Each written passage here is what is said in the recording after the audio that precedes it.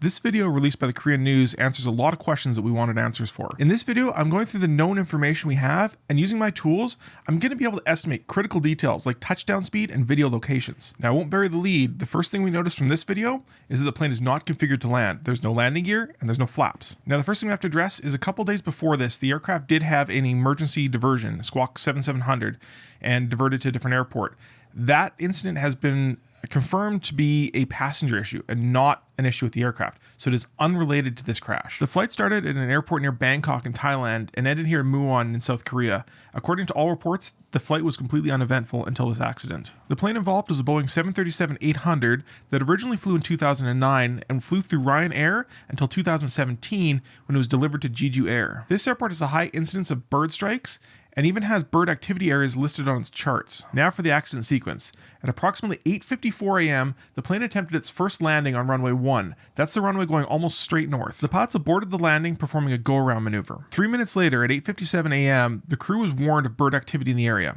1 minute later, the plane declared an emergency. Approximately 6 minutes later, at 9:03 a.m., the plane attempted an emergency landing on runway 19. That's the southbound runway, completely opposite to the one they just attempted to land on. Here, the aircraft overran the runway and crashed into a wall at the end. Next is an analysis of this clip, and while you're up looking at the plane, I'm looking at the ground. Note the glass banisters, the location of the shadows, and the mountains in the background. We know the accident happened at 9 a.m., so if I set up all my conditions right, we can figure out exactly where this footage was taken from. The shadows tell us the view faces south, and these mountains look very much like the ones south of the runway. That means the footage is most likely taken from this building, which was built after 2015 when the latest street view images were taken. That means this engine incident happened during the first approach and likely caused the go-around. We can also figure out how fast the plane is going by analyzing the video. We can count approximately 44 frames between the plane reaching the end of the threshold and the end of the pavement. That's approximately 1.466 seconds on this 30 frames a second video.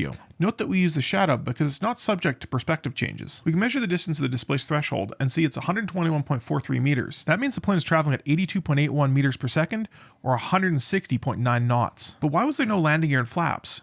During a go-around, one of the first steps a pilot performs is to retract the landing gear and start retracting the flaps. This reduces drag and helps the plane climb faster. During an engine failure, one of the steps is to start shutting down the failed engine. It's possible that during this emergency in this critical phase of flight, the pilots accidentally shut down the wrong engine, the one that was still working. And this wouldn't be the first time that had happened. In 2017, a flight from Delhi to Mumbai had the pilots shut down the wrong engine during an engine failure. If both engines were shut down, both hydraulic pumps would be shut off, and there'd be no power for the backup electric pumps. But the Boeing 737 has a backup system, a set of levers that will drop the landing gear using gravity alone. Unfortunately, these levers are not in a very ergonomic position. Faced with losing altitude and airspeed, the pilots may just not have been able to reach those levers in time. But why is there a wall at the end of the runway? That wall is used to elevate the ILS approach system. Keeping those antennas off the ground makes the system much more reliable and helps planes land in very poor weather. But those walls can also be used to protect people and property around the airport. Just beyond that wall are several buildings, including vacation hotels. While it made the accident look much more dramatic, it may have been responsible for saving many more lives. The black boxes have already been recovered, and the NTSB has been tasked to work on this case. We're going to have more details in the coming months.